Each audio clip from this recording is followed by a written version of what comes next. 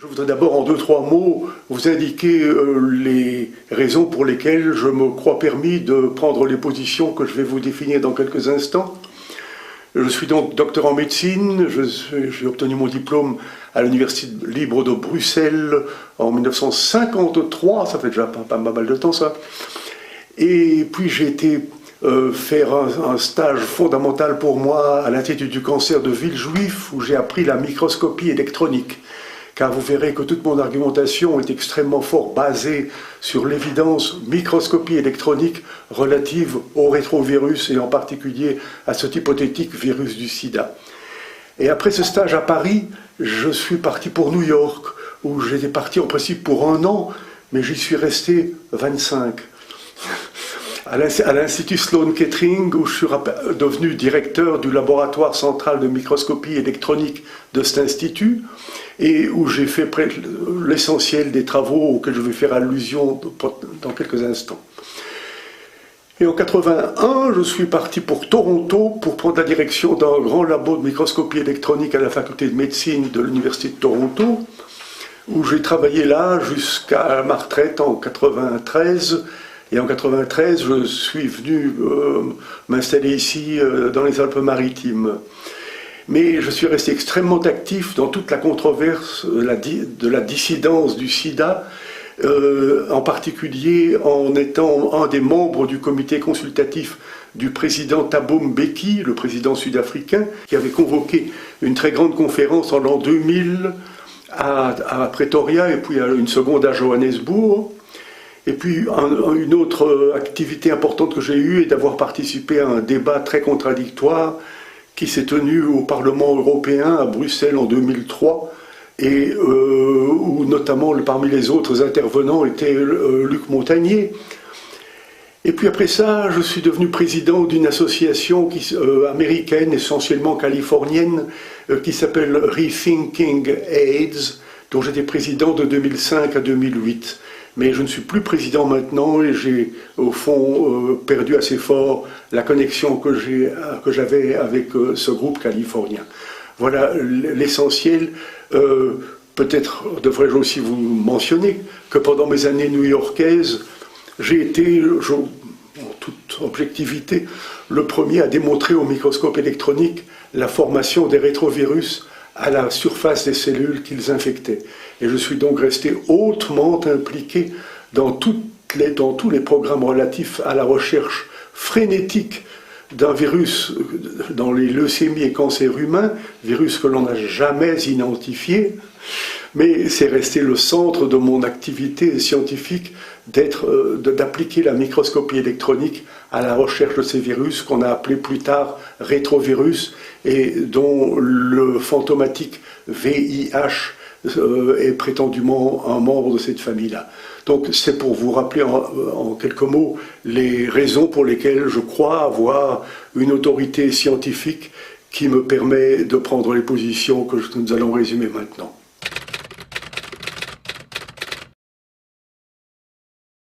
Faut-il voir le sida autrement? Je pense sans la moindre hésitation qu'il faut répondre affirmativement à cette question. Dites-vous bien ceci, quand en médecine on affirme qu'une maladie donnée aurait une cause virale, et puis que pendant les 25 années qui suivent, toute la recherche sur cette maladie est basée sur cette hypothèse, et que tous les crédits de recherche sont alloués à des programmes qui sont uniquement basés sur cette hypothèse, ça c'est une chose.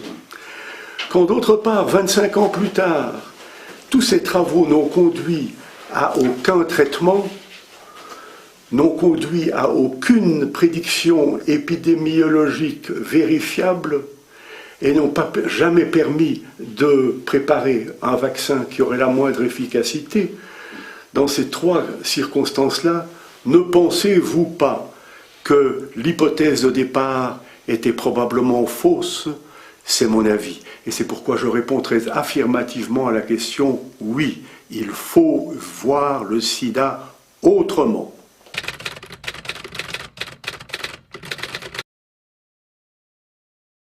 Il faut entendre par séropositivité une évaluation du taux d'anticorps chez un patient donné. Ce qu'il faut soigneusement effacer des pensées de tous, c'est que ce terme séropositivité reflète directement la présence du virus, du fameux rétrovirus. Il n'en est rien. La séropositivité est uniquement, par le test qu'on appelle le test ELISA, est une mesure du taux d'anticorps. De quels anticorps? Des anticorps contre tout et n'importe quoi, et qui n'ont aucune spécificité contre un prétendu rétrovirus dénommé VIH.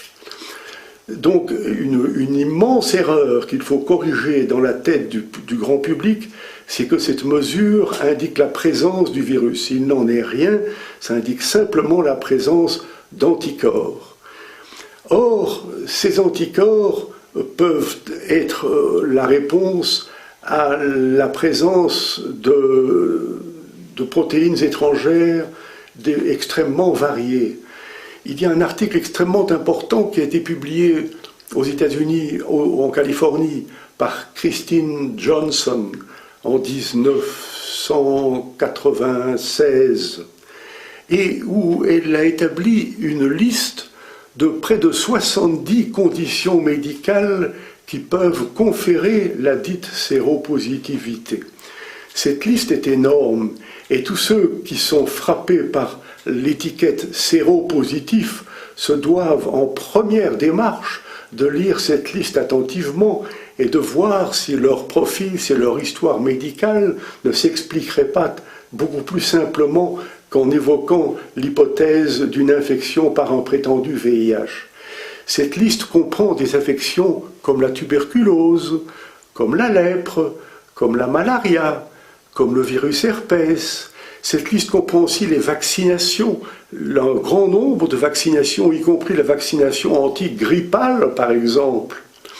Mais cette liste comprend aussi les transfusions multiples, avoir été exposé à de nombreuses transfusions et donc avoir été exposé à des protéines étrangères a pour résultat la fabrication d'anticorps qui sont dirigés contre ces protéines étrangères. Ça fait penser à qui ce que je viens de dire là? Moi, ça me fait très fort penser aux hémophiles. Les hémophiles sont très traditionnellement traités et obligatoirement traités par de très nombreuses transfusions sanguines. Or, si exposés à de très nombreuses transfusions sanguines, les hémophiles fabriquent donc des taux élevés d'anticorps qui ont rendu leur test dit le test ELISA positif. On en a conclu qu'ils étaient infectés par un prétendu VIH, ce qui n'a aucune justification scientifique. Et plus dramatique encore, on a non seulement conclu cette idée totalement fausse, mais on les a donc exposés à des traitements par des antirétroviraux comme l'Azepté, médicament extrêmement toxique, et il ne fait dans mon esprit pas le moindre doute que de très nombreux hémophiles séropositifs sont morts non pas du VIH, mais bien de la toxicité du médicament Azepté antirétroviral qui leur avait été imposé dans les années, disons, 87 jusqu'à 92 peut-être, qui leur avait été imposé à des doses affreusement toxiques qui, si je me souviens bien, approchaient le gramme et demi par jour, ce qui est une dose affreusement toxique.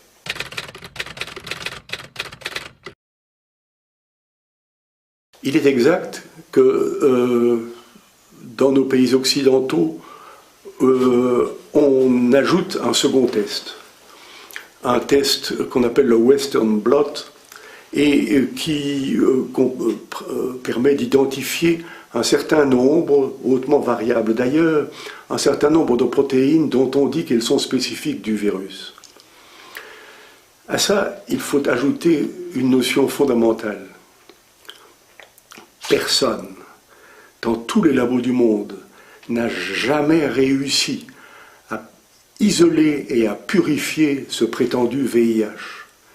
Comment peut-on affirmer qu'une protéine donnée est originaire de cet hypothétique virus sans avoir d'abord réussi la purification de ce virus?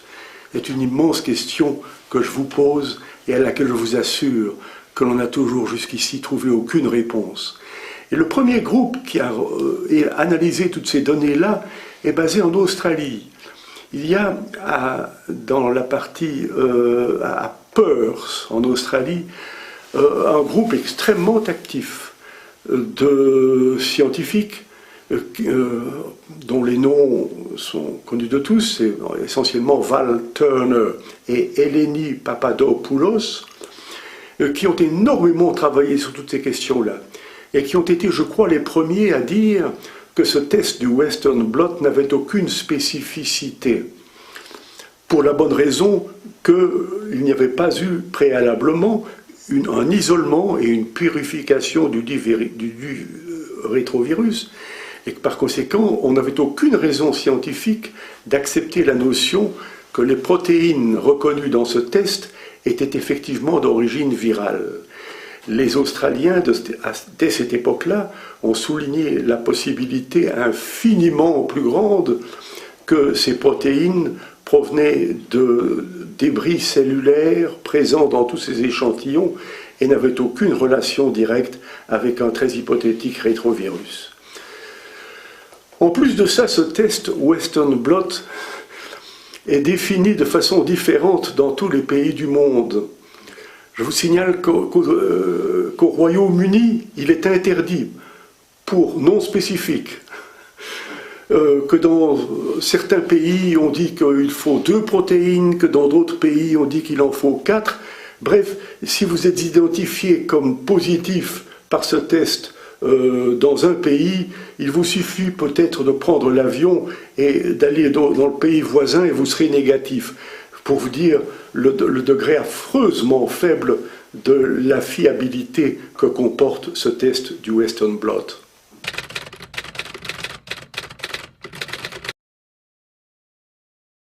Le drame de ce test de la séropositivité, c'est la panique qu'il crée. C'est un drame qui a essentiellement été développé médiatiquement. Comme l'avait dit il y a pas mal d'années notre célèbre Coluche, le sida est une maladie qui se transmet médiatiquement. S'il n'y avait pas eu l'enflure médiatique de toutes ces questions-là, je crois que l'annonce d'une séropositivité laisserait beaucoup de gens relativement indifférents. Mais il y a eu une telle amplification proche de l'hystérie et créatrice d'une panique, d'une terreur absolument mondiale, qui fait que les gens que l'on déclare séropositifs sombrent dans une panique évidente, dans une dépression inévitable, qu'un nombre non tragique d'entre eux se suicident de désespoir, que leur vie personnelle en est complètement bouleversée, perte du boulot, divorce, effondrement dans des conditions de vie absolument lamentables, et grande difficulté d'échapper à la théorie officielle selon laquelle l'indication de cette séropositivité impose le traitement par des drogues d'une toxicité énorme.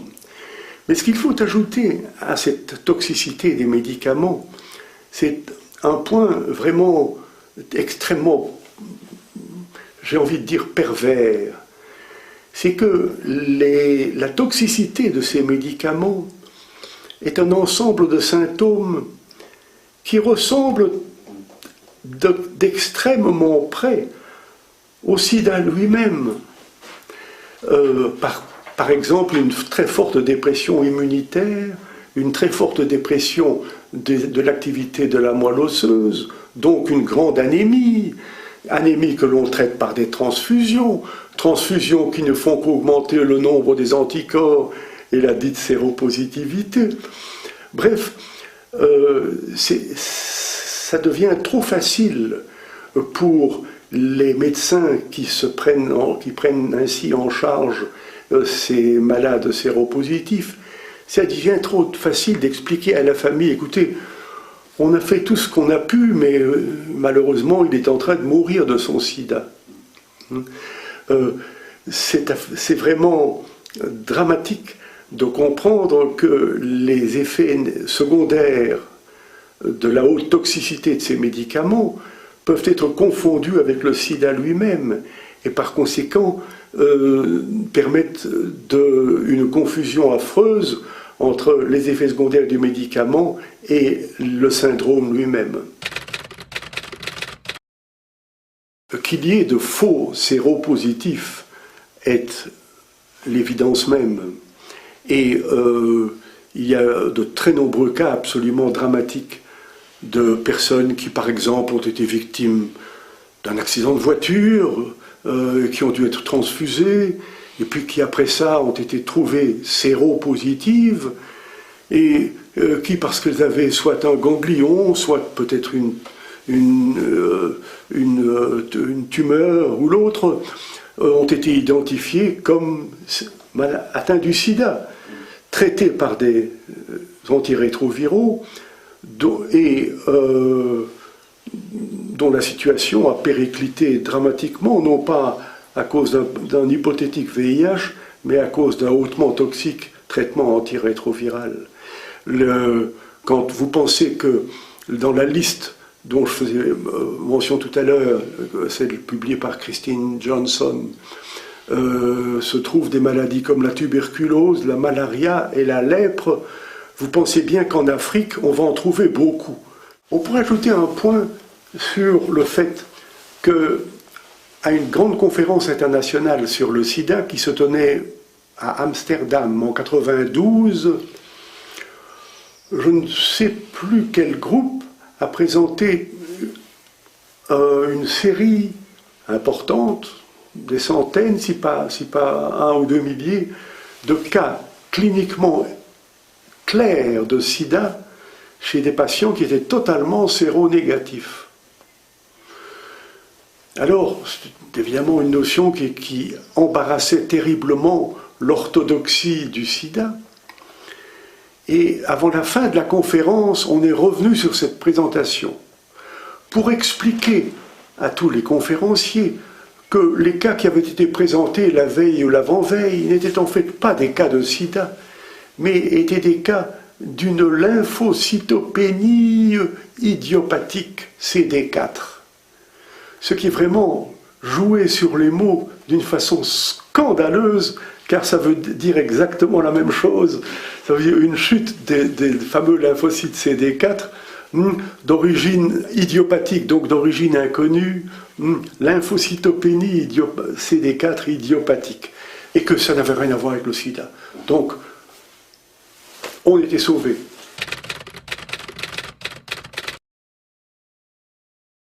On appelle sida en Afrique un ensemble de maladies tropicales bien connues depuis un siècle et qui n'ont absolument rien à voir avec aucun rétrovirus. Et lorsque dans les années, je crois, 1985, l'OMS de Genève se préoccupait de la question du diagnostic d'un hypothétique sida en Afrique, on s'est rapidement rendu compte que les budgets de santé publique dans la plupart des pays africains ne permettraient probablement jamais de financer le test ELISA par exemple, dans des groupes de populations énormes. Et ils ont provoqué une conférence qui s'est tenue à Bangui, en Afrique équatoriale française. Et conférence dont la conclusion fut absolument stupéfiante. C'était une recommandation de tests purement cliniques qui, d'après les conclusions de cette conférence, qui permettraient de poser un diagnostic de sida.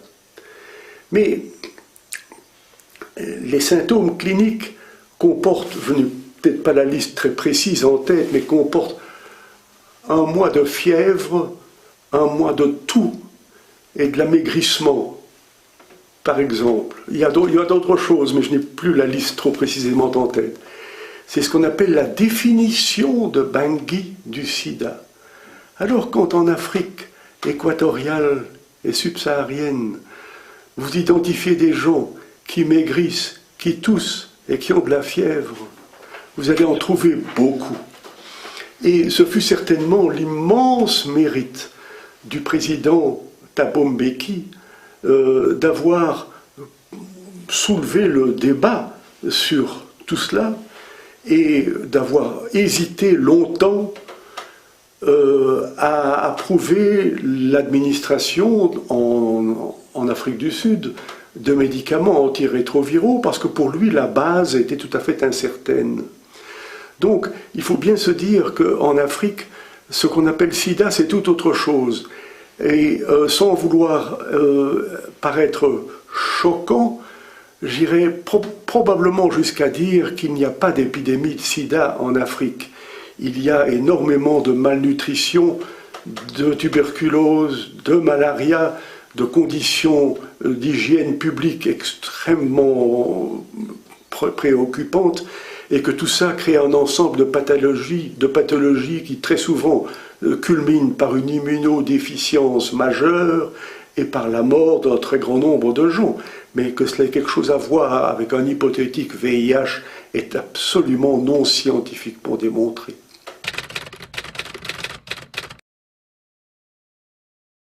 Le sida est-il une maladie contagieuse? Grande question. Pour l'immense majorité de la population du monde et des médecins du monde, la réponse est affirmative. Et je mets cette réponse très hautement en doute. Et quand je dis « je », c'est vraiment très présomptueux de ma part, parce que nous sommes quelques milliers de dissidents à partager les opinions que je vais vous résumer maintenant. Non, je ne pense pas que ce qu'on appelle le syndrome du sida soit une maladie contagieuse. Il y avait des raisons historiques de douter de cette contagiosité qui sont apparues depuis le tout début. Rappelez-vous que dans les années 81-82, lorsque les premiers cas de sida ont été identifiés principalement en Californie et à New York, tous les malades étaient du sexe masculin. Avez-vous jamais entendu parler d'une maladie dite contagieuse qui choisirait le sexe de ses victimes? Ça n'existe pas. Mais cette notion a paru tolérable, acceptable par les autorités scientifiques du monde entier. Et il reste vrai que, même 25 ans plus tard, que l'énorme majorité des cas que l'on appelle sida sont du sexe masculin, en tout cas en Europe et en Amérique. Je ne parle pas de l'Afrique sur ce point-là. Alors, ça, c'était une première raison de mettre en doute la nature contagieuse. C'est résumé dans ce bouquin-là.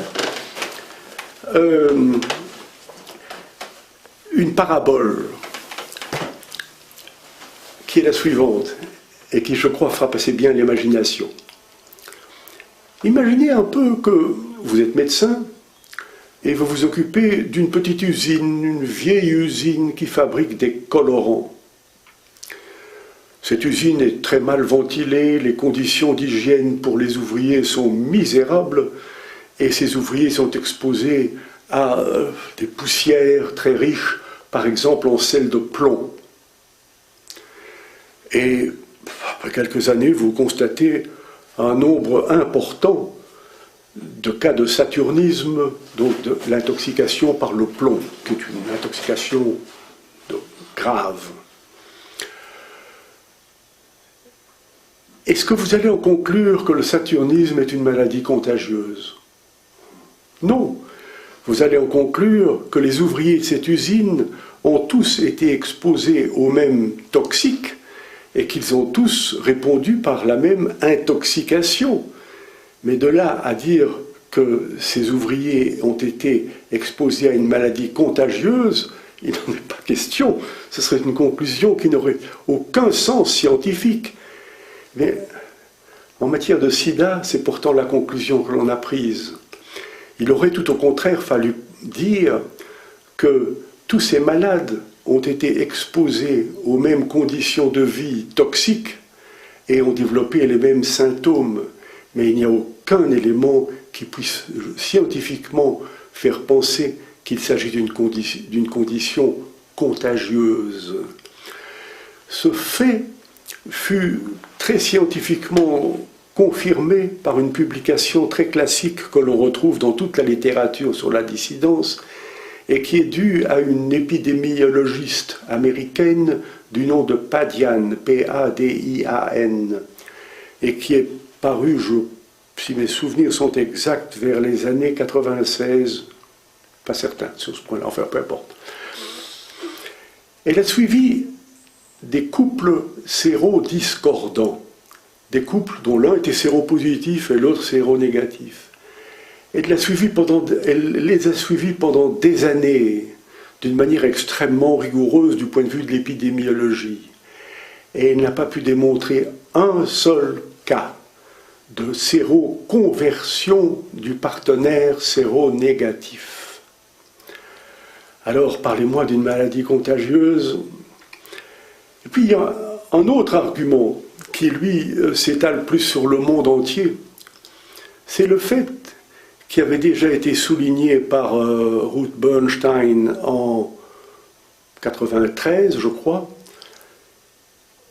qu'il n'y a pas de sida parmi les prostituées. Alors, si vraiment le sida était une maladie contagieuse que l'on pourrait classer parmi les maladies dites sexuellement transmissibles, et dont il y a des exemples classiques, il est évident que la population qui devrait être la plus exposée à la contagion du sida serait les prostituées. Or, des enquêtes menées dans, je ne dis pas tous les pays du monde, mais dans de nombreux pays du monde, en Thaïlande, en Italie, en France, aux États-Unis, ont toutes constaté avec surprise que les prostituées ne faisaient pas de sida. Alors parlez-moi d'une maladie contagieuse, vraiment il ne pourrait en être question. La prédiction totalement catastrophique qui avait été faite à Washington en 1984 du risque d'une pandémie mondiale couvrant toute la population ne s'est jamais démontrée depuis 30 ans que cette affection est reconnue. Elle reste très strictement limitée aux petits groupes des homosexuels et des drogués. Il n'y a aucune évidence qu'il n'y ait jamais eu une épidémie de ce syndrome dans la population hétérosexuelle. C'est un point fondamental qu'il importe de souligner, et qui a d'ailleurs été souligné par un ancien haut fonctionnaire de ONU-SIDA à l'OMS à Genève, qui est le Dr James Chin, et qui a publié un bouquin que j'ai ici, The AIDS Pandemic. Le sous-titre résume le tout. La collision entre l'épidémiologie et le politiquement correct. C'est un bouquin très important, qui a d'ailleurs été... James, dont l'auteur a été interviewé par l'auteur de ce magnifique article que Nexus avait publié il y a déjà 3 ans sur le dossier du sida, et qui a interviewé James Chin sur cette collision entre l'épidémiologie et le politiquement correct.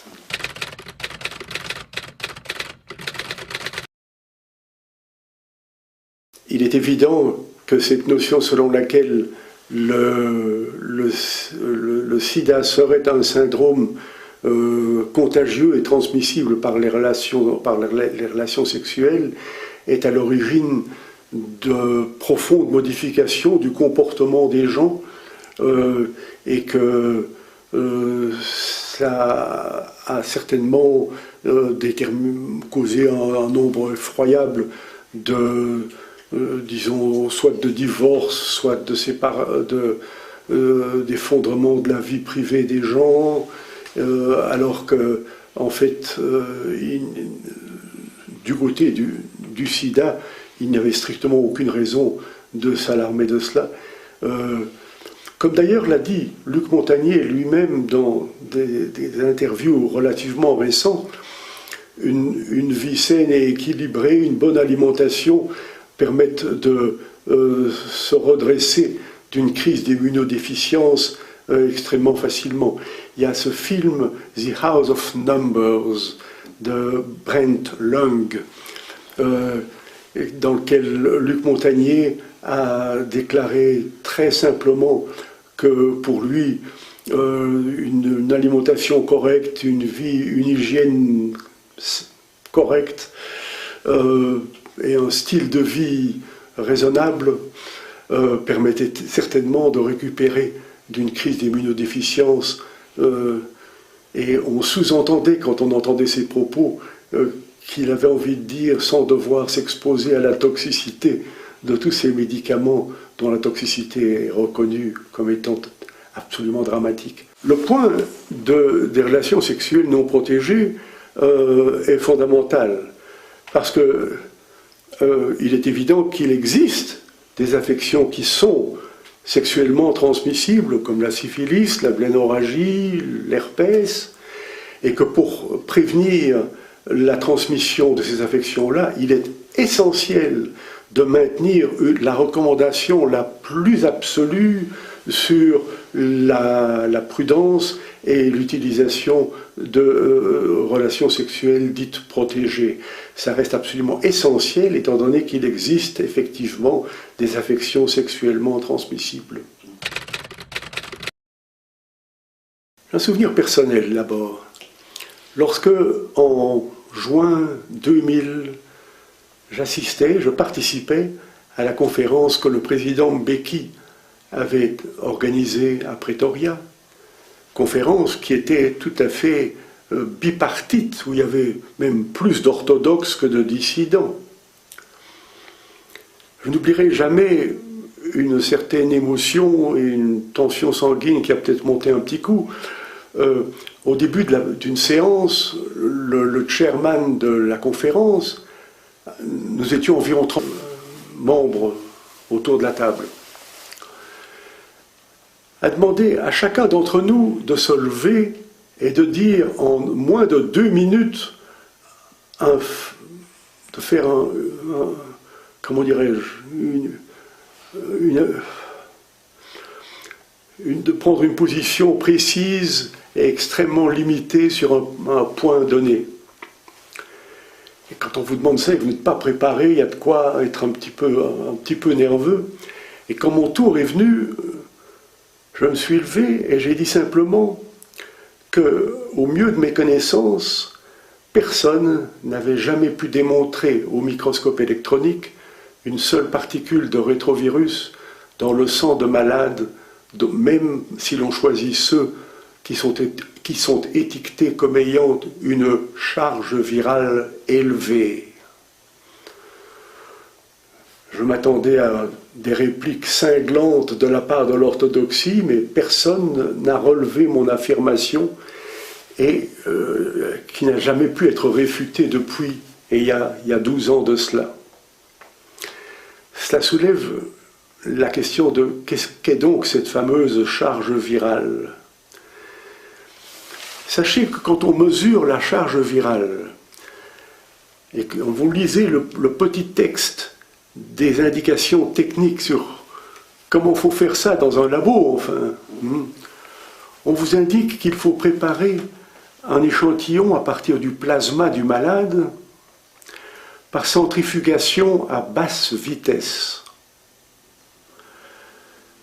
Et que le culot de centrifugation qu'on obtient ainsi est alors soumis à cette technique de PCR, Polymerase Chain Reaction, qui permet d'amplifier des séquences d'acides nucléiques très spécifiquement identifiées.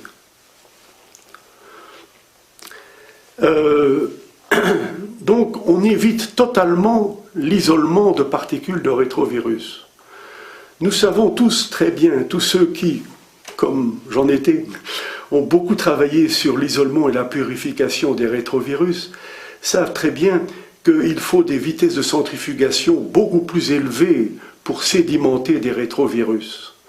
Donc les échantillons soumis à cette technique-là n'ont aucune probabilité de contenir des particules de rétrovirus. Et cependant, ils sont considérés comme des échantillons viraux. Et personne ne s'est jamais donné la peine de faire une vérification au microscope électronique de ces culottes de centrifugation pour prouver qu'ils contenaient bien des particules rétrovirales. Ça n'a strictement jamais été fait. Alors, qu'est-ce qu'on mesure dans la charge virale? Je me souviens très bien que lors de cette conférence qui avait eu lieu au Parlement européen de Bruxelles et dont je faisais mention tout à l'heure, on a posé la question à Luc Montagnier. On lui a dit, mais monsieur Montagnier, dites-nous un petit peu, dans votre esprit, qu'est-ce qu'on mesure dans la charge virale? Et sa réponse a été totalement vague et diffuse et n'a convaincu strictement personne. J'ai publié récemment, dans une revue américaine qui est publiée en Arizona, un article fournissant une autre interprétation, une autre réponse à cette question, qu'est-ce qu'on mesure dans la charge virale? Beaucoup de grands malades présentent des quantités variables d'ADN circulant. Ça résulte d'une forme de suicide cellulaire qu'on appelle l'apoptose, et dans lequel des débris cellulaires finissent par circuler dans le sang en quantité variable. Des débris cellulaires qui peuvent également contenir des débris de noyaux cellulaires, donc de chromosomes, donc d'ADN humain. Or, tout ADN humain contient environ 8% de séquences de nucléotides qui sont typiques des rétrovirus. Tous, vous, moi et tous les autres, nous avons tous dans nos chromosomes un certain pourcentage, autour de 8%, de séquences qui sont typiques du génome des rétrovirus. Donc, quand de l'ADN circulant se trouve dans notre sang du fait de la dégénérescence cellulaire, dans des cas de cancer, dans des cas de maladies infectieuses, il est tout à fait normal, comment dire, on devait s'attendre à ce que la technique du PCR identifie ces séquences-là, les amplifie, mais en tirant la mauvaise conclusion qu'il démontre la présence d'un prétendu VIH hypothétique qui n'a jamais été vu par personne, qui est un virus totalement fantomatique.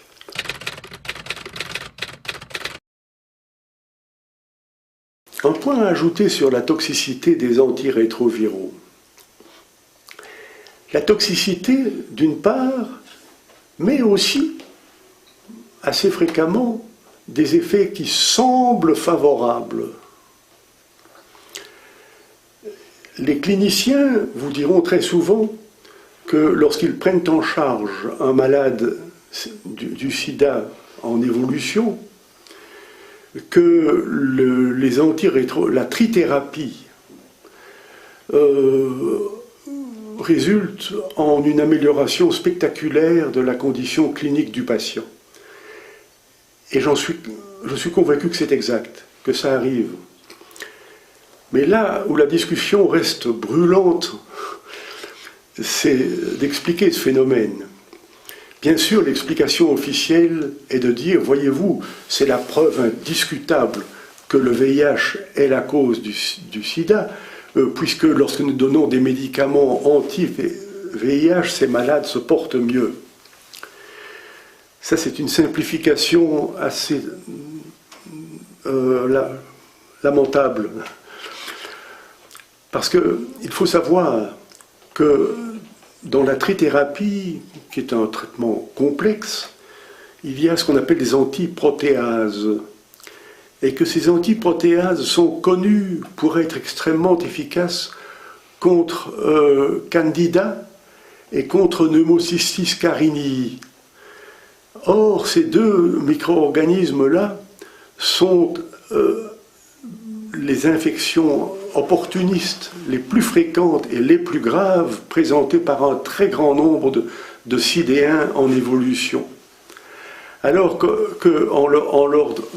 si bien que lorsqu'on leur donne une trithérapie comprenant les dites antiprotéases, on a une bonne chance de contrôler le Candida et de contrôler Pneumocystis et par conséquent d'améliorer considérablement la condition clinique du patient.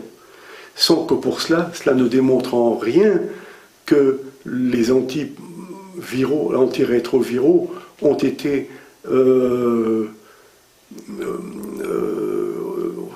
ont offert une preuve de la liaison causale entre le VIH et le sida.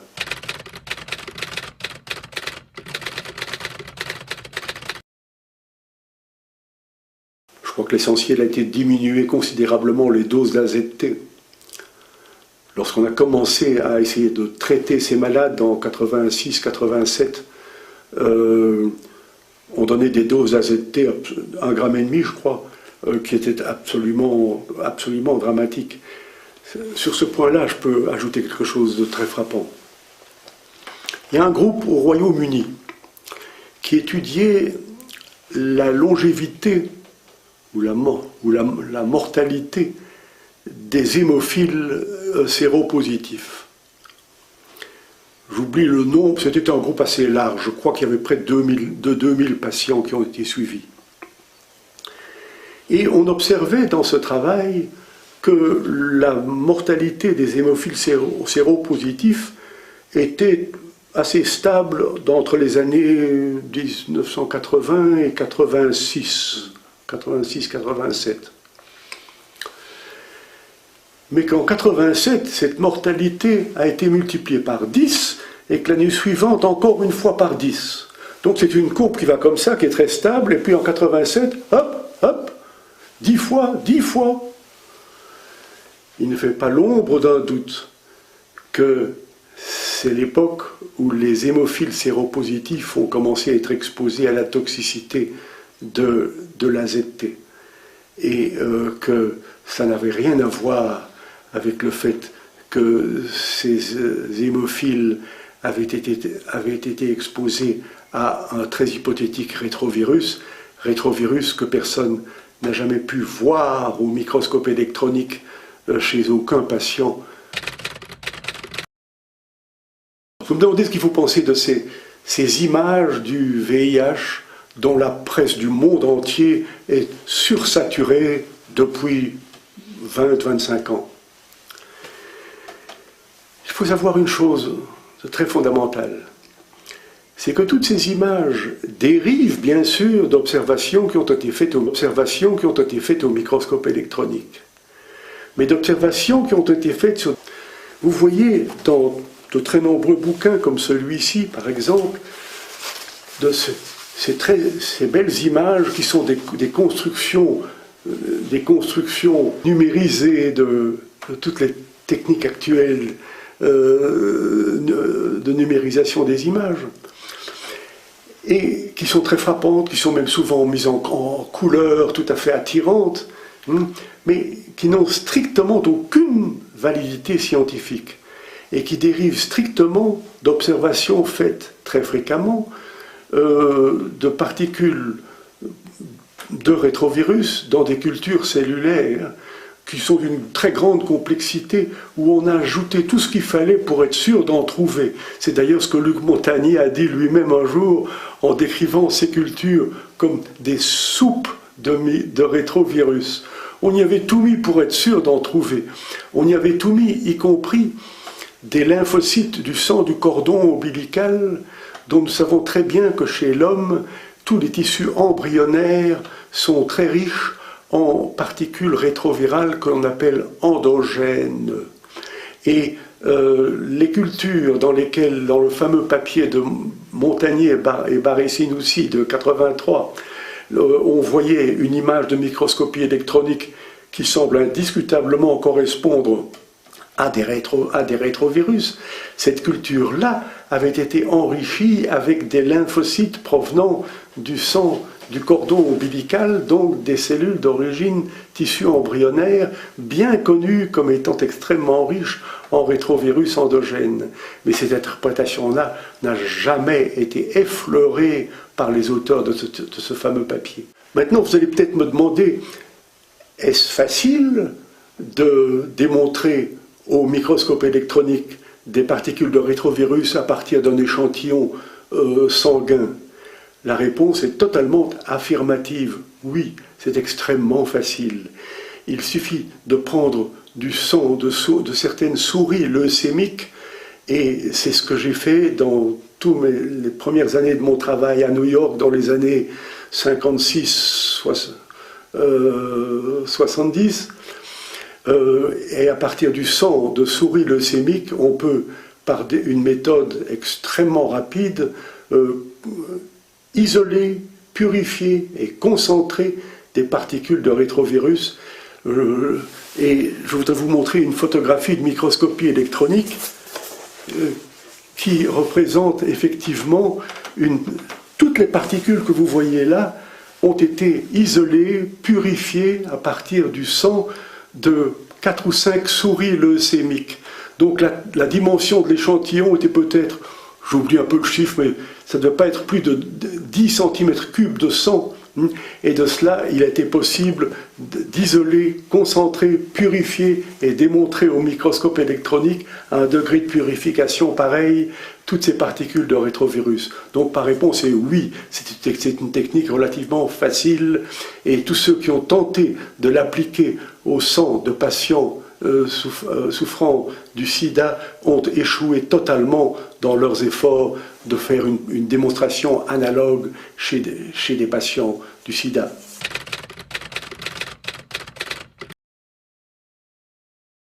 Pour tenter de répondre à la question de savoir comment nous en sommes arrivés là, je crois que les réponses sont tout à fait non scientifiques.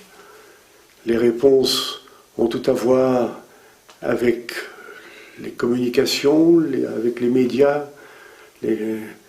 avec la dominance de l'industrie pharmaceutique dans les plus hautes instances des sphères scientifiques, y compris, je crois, non, je ne le crois pas, j'en suis certain, y compris le comité Nobel, y compris les hautes commissions de l'OMS à Genève, ces hautes instances dont toute la santé publique du monde dépend, sont infiltrées dans une proportion tout à fait anormale par des hauts représentants des grandes firmes pharmaceutiques qui fabriquent l'AZT, qui fabriquent les autres médicaments antirétroviraux et qui cherchent désespérément à élargir géographiquement l'étendue de leur clientèle qui leur rapporte des milliards de dollars.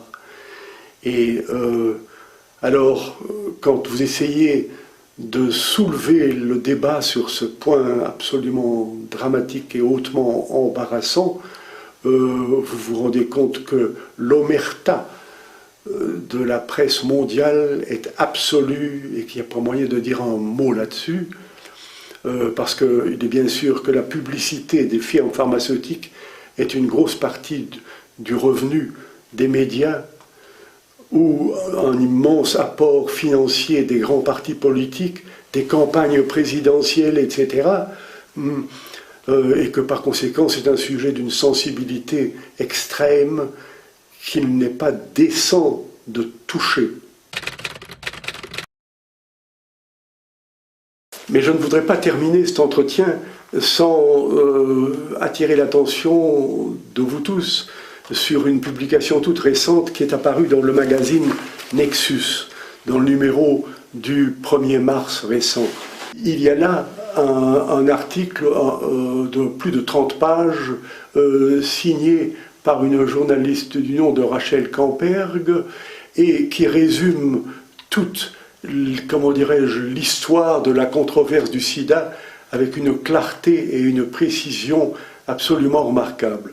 Et je voudrais vous recommander à tous la lecture de cet article qui est tout à fait édifiante du point de vue d'une réponse à la question de savoir comment a-t-on pu en arriver là. Car enfin, comme disait je ne sais plus quel auteur latin, il est humain de se tromper, mais il est diabolique de persévérer dans l'erreur.